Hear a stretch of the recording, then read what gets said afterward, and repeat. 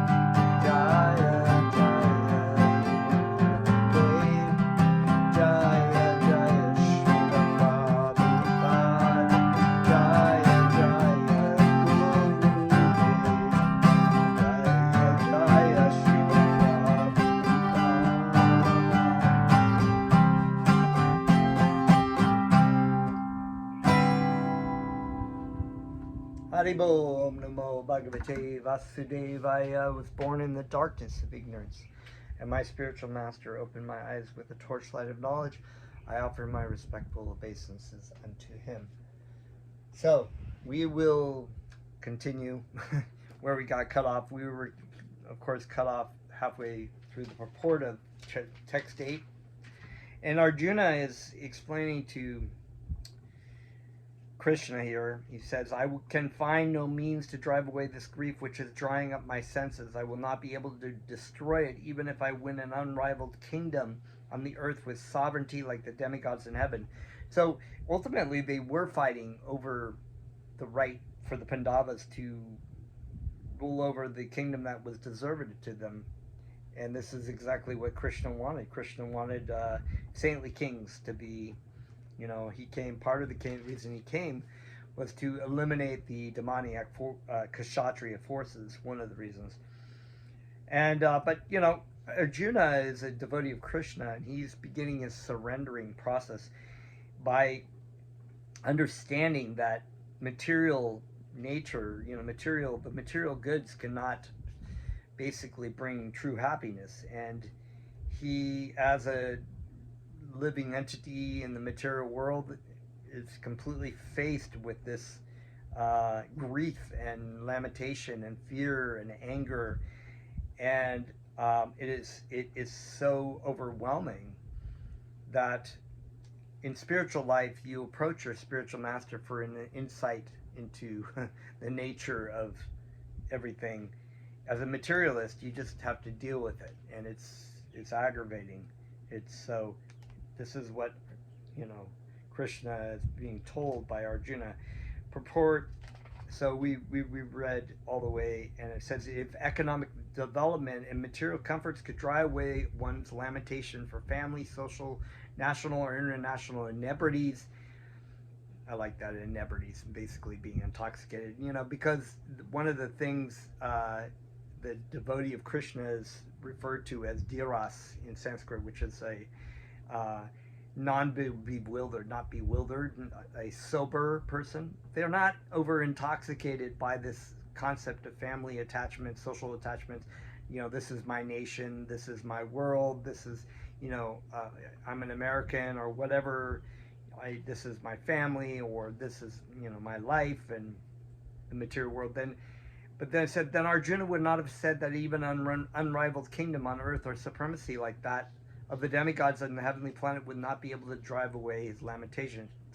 So he understood that he was having a deal, even though he knew, I mean, for most cases, a materialist, knowing that they're about to get the worldly kingdoms, and this makes, you know, the Elon Musks and the oligarchs, billionaires, look like paupers. I mean, we're talking about world emperors who basically received tokens of gratitude and sort of the sacrifices or whatnot from different kingdoms of wealth, armies and animals and silks and money, and just to trillions of dollars. So Arjuna, the great saintly kings, were not attached to these things. They accepted those kinds of things to be able to use in their Kshatriya duties in the Varnashram system in service of Krishna. But when the time came to go off to the forest, they basically stripped down to their loincloth and left everything behind, wives, wealth, and everything. So Arjuna understands this. He understands that it's not about the kingdom. He sought therefore refuge in Krishna consciousness, and that is the right path for peace and harmony. Basic summary. We take refuge in Krishna consciousness. This is the right path, not material wealth, not any kind of fame and fortune, but, you know, you can have fame or fortune if it's in the right path of Krishna consciousness, if you're using it in Krishna's service, as these great kings did. Economic development or supremacy over the world can be finished at any moment by the cataclysms of material nature. Yeah, so this is another truth. Basically, you could be on the top of a kingdom or a government. You know, just recently there was, you know, we had Bashar al-Assad, Fahad al-Assad, I think was it, Assad, the leader of Syria for the last few decades. His father was the leader before that, overthrown by Islamic extremists. And, he was on top, he was a dictator, and now he's gone. So situations happen, world economics are in flux. These kinds of things can be over at any time. Even elevation into the higher planetary situation, as men are now seeking a place on the moon planet, can also be finished at one stroke. The Bhagavad Gita confirms this. Keshine punya marcha lokam vishanti. With the results of pious activities are finished, one falls down again from the peak of happiness to the lowest status of life. So even a striving for heavenly existence in the heavenly planets comes down. In fact, it's said that in the Vedas that if you come to become a demigod in the heavenly planets and your time comes up, which is millions of years, and really the enjoyment is so much more than on the earth planets, middle planets. I mean, just unimaginable pleasure, And it said that the last thing you see when you fall out of this heavenly planet back into not the material world, but back into the lower planetary systems, is another demigod embracing your lover. It's like, and so you just fall down from your peak of happiness. Many politicians of the world have fallen down in this way. Such downfalls only constitute more causes for lamentation. Therefore, if we want to curb lamentation for good, then we have to take shelter of Krishna, as Arjuna is seeking to do. So Arjuna asked Krishna to solve his problem definitely, and that is the way of Krishna consciousness. As my spiritual master says, if you want to have a solution to the problems, focus on the solution, not the problems, right? The solution is taking shelter of Krishna, and then whatever the spiritual master says. Text 9, here we go. Sanjaya uvacha evam uktava rishikesham gurakeshaha parantapa nayochya iti govindam uktava tushinim babuvaha. Sanjaya uvacha, Sanjaya said, evam, thus, uktava, speaking, Harishikesham, unto Krishna, the master of the senses. So Harishikesh is a name of Krishna that means the master of the senses, right? Another word for the master of the senses is Goswami. Go is the senses, and Swami is a master of the senses, but that is usually referred to the devotee of Krishna. Godas is the servant of but under Krishna, Hrishikesham. So Krishna is the master of all senses, so we should not be trying to enjoy our own senses for our own pleasure, but use our senses in the pleasure of Krishna's senses. Gudakeshaha, Arjuna, the master of curbing ignorance. I like that. The master of Arjuna, the master at curbing ignorance. That's interesting. So they're talking about Arjuna? I guess, okay.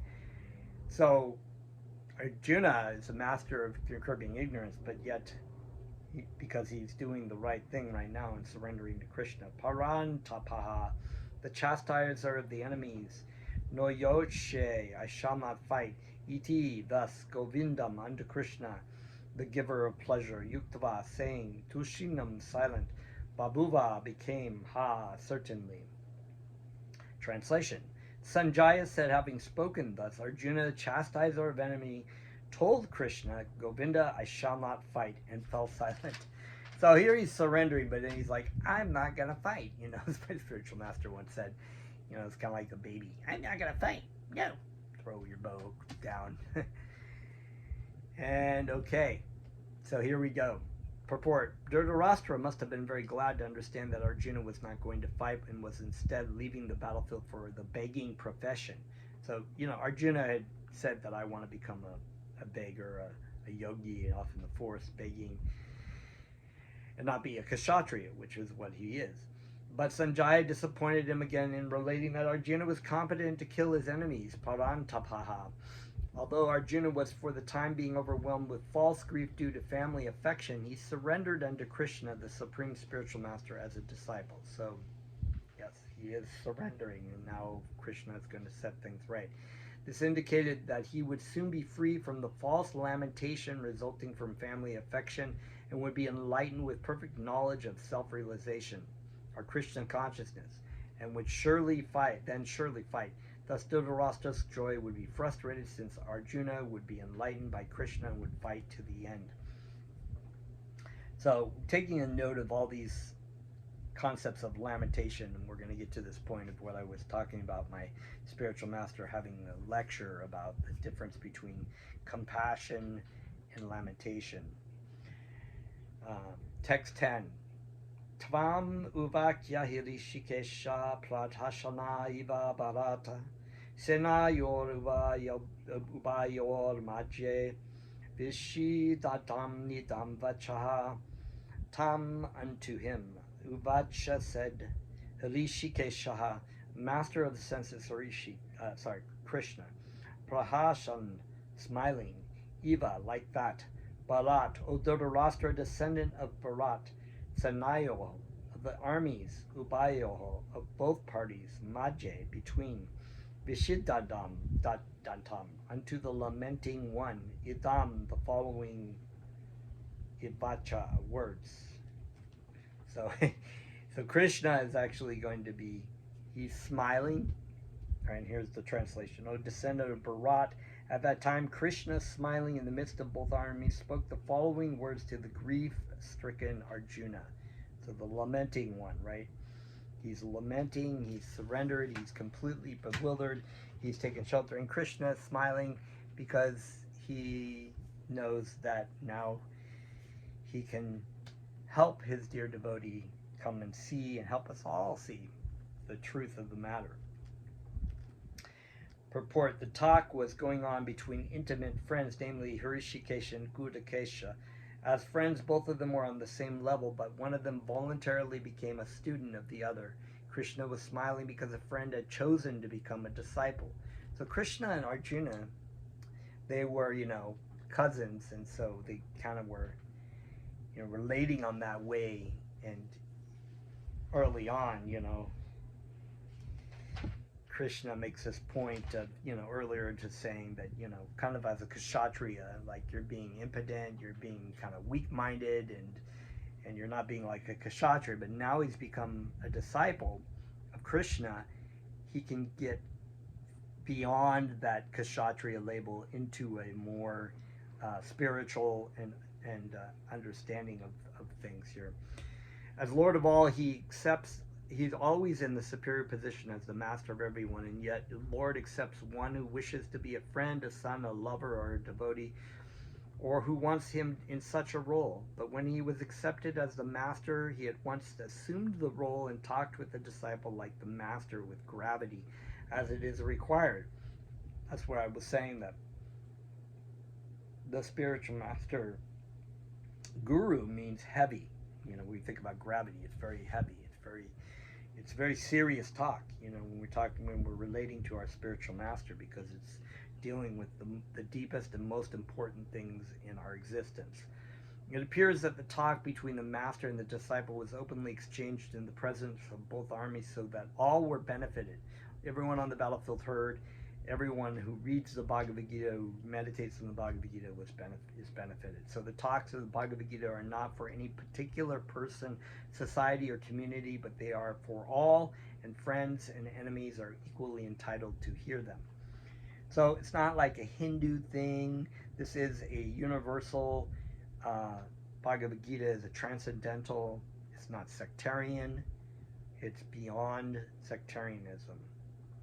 Text 11. Time here okay. Sri Bhagavanu Vacha Shochyan Anva Shochashtvam Prajna Vajyam Shabashashe Gatasun Agatasumscha Nanu Shochanti Panditaha. Sri Bhagavanu Vacha, the Supreme Personality of Godhead, said. So we have that word Bhagavan, right? In Bhagavad Gita. Uvacha meaning to speak. Ashoshan, that which is not worthy of lamentation, Anva Shochaha, you are lamenting. Tvam, you Prajnavadan, learned talks. Cha, also. Bashashe, speaking. Gata, lost. Asun, life. Agata, not past. Asun, life. Cha, na, also. Na, never. Anu Shochanti, lament. Panditaha, the learned. So we have this word anu Shochanti, right? And we have, in other words, there's derivatives of it, Ashochian and Anva Socha. So talking about different lamentations here. And the translation is, the blessed Lord said, while speaking learned words, you are mourning for that which is not worthy of grief. Those who are wise lament neither for the living nor the dead. So this comes to this point of what my spiritual master was talking about. Arjuna, being in a position of a very educated kind of, kshatriya and whatnot, spent the vast part of text chapter 1 and some of the text 2 trying to reiterate materialistic rituals and regulations in the Vedic system, which are set up to try to elevate people's consciousness to come to this point of Krishna consciousness eventually.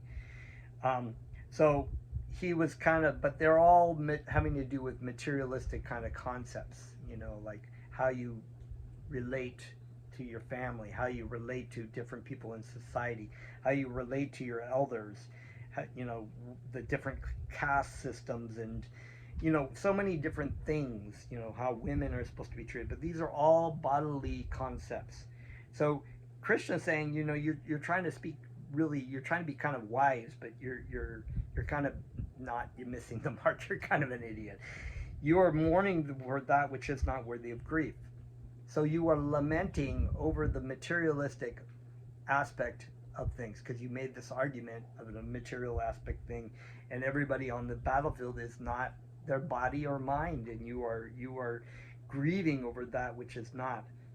So a wise person does not lament things for the living nor the dead, because they understand this concept that the living entity is spiritual and eternal, and it's part and parcel of Krishna. So this is what we're going to get into here in the second chapter, and what Krishna is going to be saying. But he's initially just saying, you're trying to be really wise, but you're missing the point altogether. So society is filled with people who are supposedly trying to be very wise, and they miss this very simple point of not being the body. They think that they're the body, and they try to make arguments, scientists and philosophers and whatnot. And if you have the understanding from your spiritual master that just by the concept alone that you are not the body or the mind, when you listen to people make these arguments, they're trying to be very learned and wise, right? But they're missing the mark. You can tell that if you understand this philosophy. So the purport by His Divine Grace, the Lord at once took the position of the teacher and chastised his student, calling him indirectly a fool. So he's now, Krishna's, all the niceties of being, the cousin and friend and whatnot, and of Arjuna has gone out the window. Now you have to call it for what it is. This is the heaviness of being the guru. It's like, now we got to cut off this false ego. We got to cut off the barnacles, as my spiritual master would say. And the living entity is like, you're cutting off these things that are actually keeping you in the material world. And you're like, oh, you're hurting me. You're hurting me. No, you're hurting a false ego. This is the spiritual master is once been, being realized as the spiritual master, and taking that position of listening and rendering service to the spiritual master humbly. The spiritual master has to go to work as the spiritual doctor to cure the illness of the living entity. So he's saying, the true compassion is understanding, right? The Lord said that you are talking like a learned man, but you do not know that one who is learned, one who knows what is the body and what is the soul, does not lament for any stage of the body, neither in the living nor in the dead condition. So it's the compassion is understanding this. it's not, that we don't miss those people that we associate with in the material world, parents or family members or husbands or wives or brothers or whatever who leave, but we understand that they are not gone. People don't even understand that concept. It's so traumatic for people because they think that this person is gone, but they're not gone. They've only left the body that we've associated with. As it will be explained in later chapters, it will be clear that knowledge means to know matter and spirit in the controller of both. This is the understanding of true knowledge, understanding the difference between the matter and spirit, and who is the controller of both. Understanding that the matter that makes up the earth, water, fire, air, mind, intelligence, and false ego are all prakriti, material nature. They do not constitute the living entity. They are not the living. They are temporary and changing and constantly. They have a beginning, they have an end. And the spirit soul is spiritual in essence, and part and parcel of Krishna. And Krishna is the controller of both. So having this kind of education is life-changing for people. And it is why, as a devotee of Krishna, you should not just apply this in your life, but you should share this with the people, because to relieve, out of compassion, right, as my spiritual master would say, out of compassion for their suffering state that is unnecessary, their lamenting state that is unnecessary, you can educate them about the reality of things so that they do not suffer. That is true compassion. It's much more beneficial than lamenting, because you don't really solve anything, you just lament. Arjuna argued that religious principles should be given more importance than politics or sociology, but he did not know that the knowledge of matter and soul in the Supreme is even more important than religious formularies.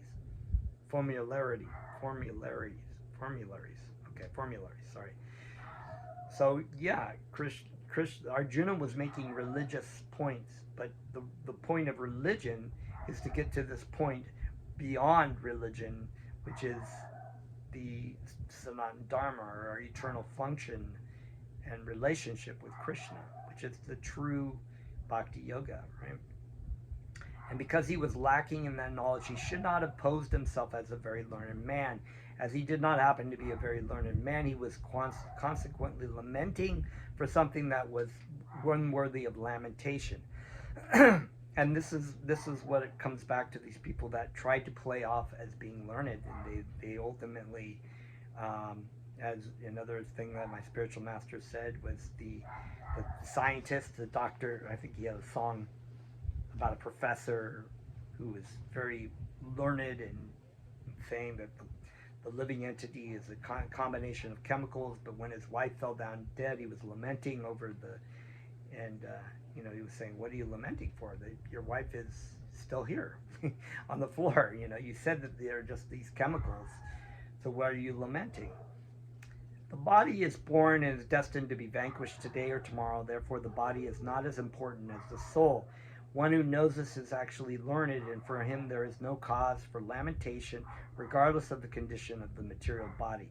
So such a poignant and important purport and verse. So this is what's capsulated in the instructions and the lecture of my spiritual master, to show the difference between having true compassion for someone and someone lamenting over the dead body. And this is what Arjuna was trying to impart Krishna was trying to impart unto Arjuna. Text 12. Na tvevaham jatunasam na tvam nime janatipa na chaiva na bhavishamaha savevayam atapanam. I know that one. Na, never. Tu, but. Eva, certainly. Aham, I. Jatu, become. Na, never. Asham, existed. Na, it is not so. Tvam, yourself. Na, not. Ime, all these. Janati paha, kings. Na, never. Cha, also. Eva, certainly. Na, not like that. Bhavishyamaha, shall exist. Sarve, all of us. Vayam, we. Ata, param, hereafter. Translation: Never was there a time when I did not exist, nor you, nor all these kings, nor in the future shall any of us cease to be. So this is the beginning of the kind of delve into the thing, because when he's saying, look at all these people that you're lamenting on the battlefield. Never was there a time when they did not exist, nor will they in the future cease to be. So then the question becomes, how is it, because they were born and they will die, possibly in this battlefield, and here Krishna is saying that you and I and all these kings and everybody in the world have always existed. So there we're getting into a deeper realization. It begs another question: how is it that this is true when the body is born and when it dies? Right?